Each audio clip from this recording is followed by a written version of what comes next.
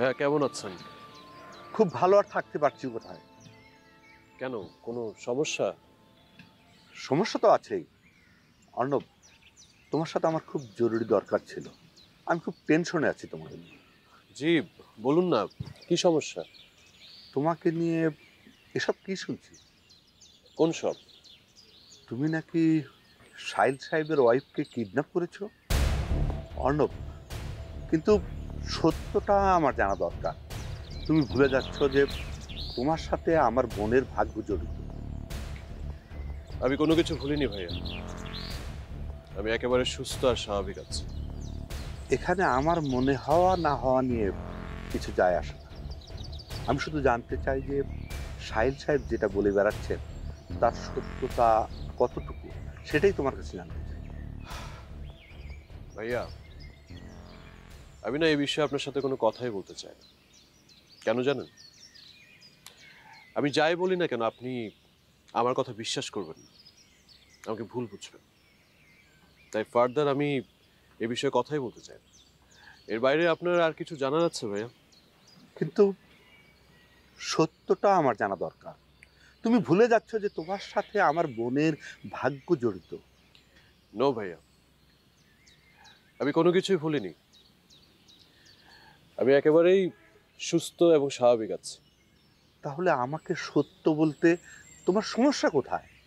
সমস্যা একটা না ভাইয়া, সমস্যা অনেকগুলো।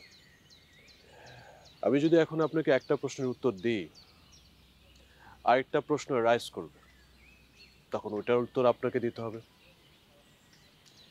আমি এসবের মধ্যে যেতে চাই না। কিন্তু সব সত্য না জানা পর্যন্ত আমরা তো স্বস্তি পাচ্ছি না। ওয়েল, এই মুহূর্তে আমার একটু তাড়া আছে ভাইয়া। আপনার সাথে এই বিষয়ে আমি পরে কথা বলি।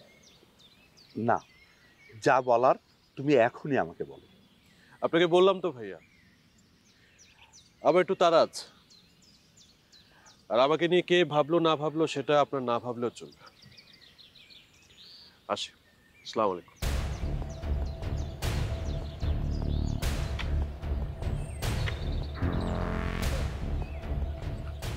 আমার কোনো প্রশ্নের উত্তর না দিয়ে চলে গেল। অর্ণব কেন এমন করছে আমাকে জানতেই হবে। সবকিছু কি চেষ্টা করলেই হয়? কেন হবে না? আপনি মনে করেন সাহিল নামে কোনো ব্যক্তি আপনার জীবনে আসে? দেখেন, আপনি যদি বারবার তার কথা ভাবেন তাহলে আপনার স্বাভাবিক জীবনে চলার পথে বাধা হয়ে আসবে। চাইলেও অতীতকে দূরে ঠেলে দেওয়া যায় না। ঘৃণ্য অতীতকে তো যায়ই না। আমি কি চাই জানেন? আমি চাই আপনি অন্য 10 জন মানুষের মতো স্বাভাবিকভাবে জীবনযাপন করেন। তার জন্য আমার যা যা করা লাগবে আমি আপনার জন্য করব। সত্যি? কেন, আমার কথা আপনার বিশ্বাস হচ্ছে না? অনেক বেশি বিশ্বাস হয়। এই যে আজকে আমি আপনার সামনে দাঁড়িয়ে আছি, আমার এই জীবন তো আপনিই দিয়েছেন। আর আমি যদি আপনাকেই বিশ্বাস না করি, তাহলে সেটা নিজের সাথে চরম বিশ্বাসঘাতকতা করা হবে।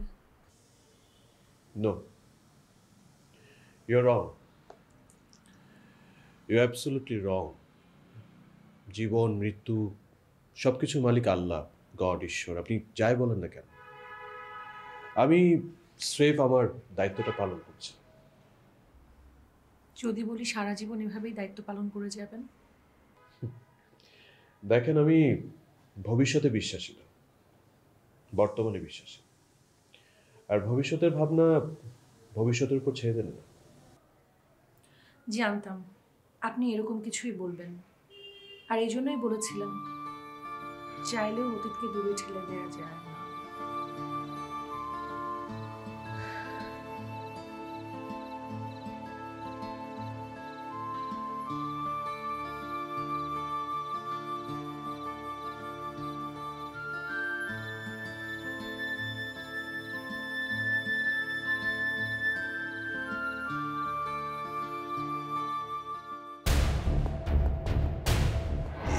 কি হানিকার লাশের ছবি আমার এখানে? হ্যাঁ,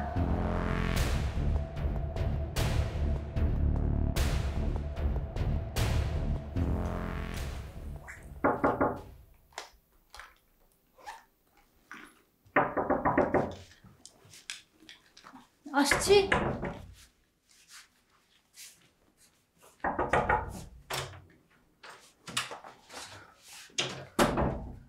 কি হয়েছে? তুমি এমন করছো কেন?